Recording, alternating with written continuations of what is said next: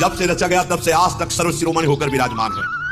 कोई भी ऐसा नहीं है जो परमार्थ में चलने वाला हो, अध्यात्म में, किसी भी भाषा किसी भी देश का हो, और गीता जी के सूत्रों को चाहे कर्म योग, चाहे ज्ञान योग या भक्ति योग या किसी मार्ग का पथिक हो, सर्वपूज्य ये स्वयं जगत गुरु भगवान श्री कृष्ण की वाणी है।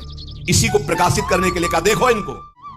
क्या नहीं जानते थे क्या अभी तक जो युद्ध का उद्योग किया, नहीं जानते थे किससे युद्ध करना है? पर आप दिखाई देखा दोनों सेनाओं में पिताओं के भी पिता दुख रहे हैं।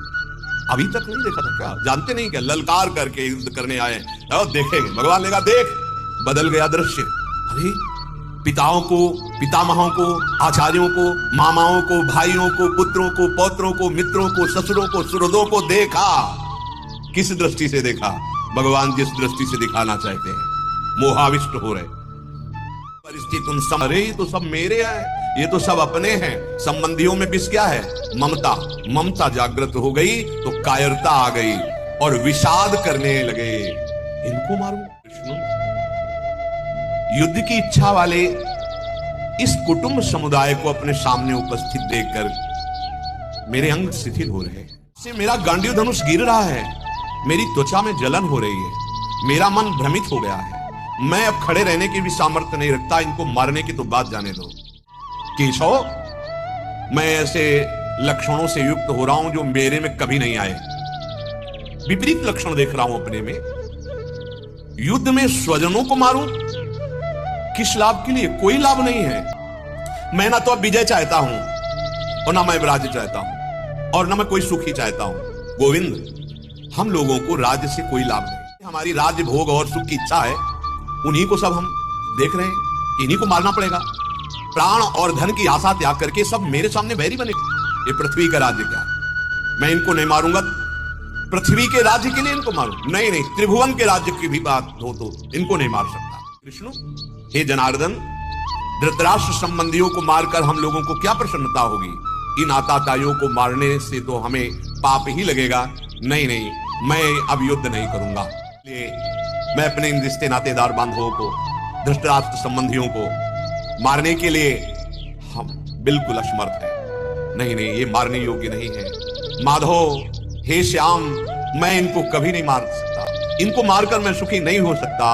ये देख, ये आ गया, एक शब्द में आ गया। पुरुष भी ज्ञान बघारता है, इनको मारूंगा? नहीं।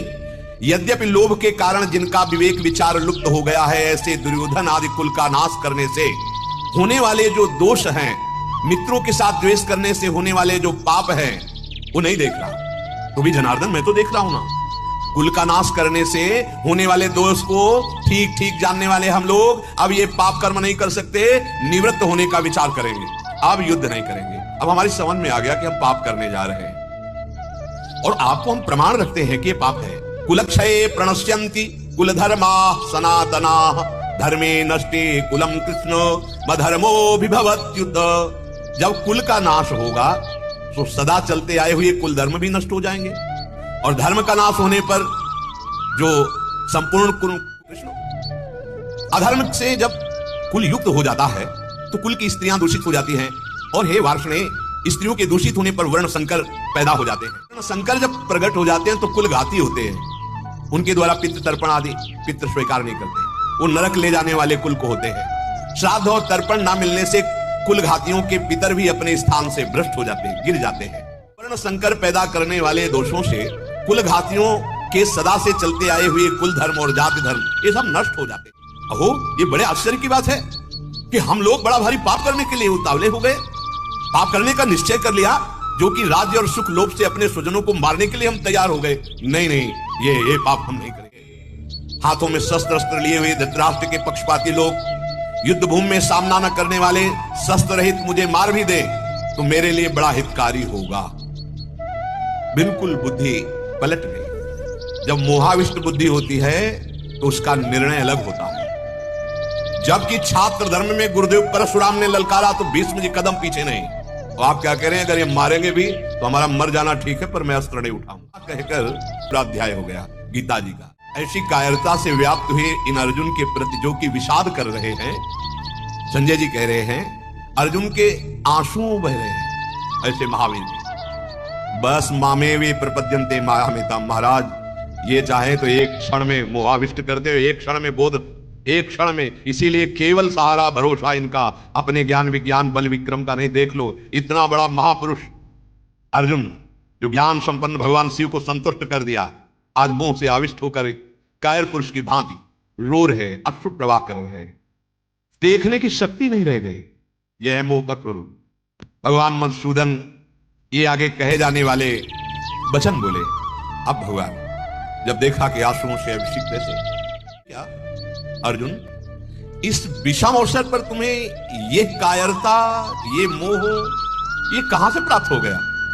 आपकी दृष्टि से प्राप्त हुआ महाराज। अभी अभी तो आपने कहा देख, ये जिसका श्रेष्ठ पुरुष सेवन नहीं करते, ना इससे स्वर्ग मिलेगा ना कीर्ति बढ़ेगी, अर्थात ये अब कीर्ति बढ़ाने वाला। आनंदन अर्जुन, इस नपुंसकता को तुम प्राप्त हो गए ऐसे क्यों? तुम्हारे में ये उचित नहीं है। परम तपस्वी, हृदय की इस तुच्छ दुर्बलता को त्याग और खड़ा हो जा युद्ध के लिए। मानो सबको भगवान कह रहे हैं, मोहाविष्ट होकर हम भजन नहीं, हम ऐसे इनके बिना। अरे उठ खड़ा हो, तू परम अंश है भगवान का, और विजय प्राप्त कर सहायकों सहित माया पर और परम पद पर आरूढ़ हो जा। उठ, यज्ञोत्तिष्ठ परम तप, एक कायरता छोड़ो और उठ जाओ परमार्थ पथ पे चलने के लिए, अपने कर्तव्य का पालन करने के लिए। ये कैसे हो सकता है हे मधुसूदन? मैं रणभूमि में भीष्म को मारूं, द्रोणाचार्य इनके साथ मैं बाणों से युद्ध करूं? नहीं नहीं नहीं, ये इनको तो नहीं, ये पूजा योग्य है, पूजने योग्य। जनों को न मारकर मैं भीख मांग के खा लूंगा। भिक्षा का अन्न ठीक है, क्योंकि गुरुजनों को मारकर यहां रक्त से सने हुए धन की कामना की मुख्यता वाले भोगों को ही तो भोगूंगा।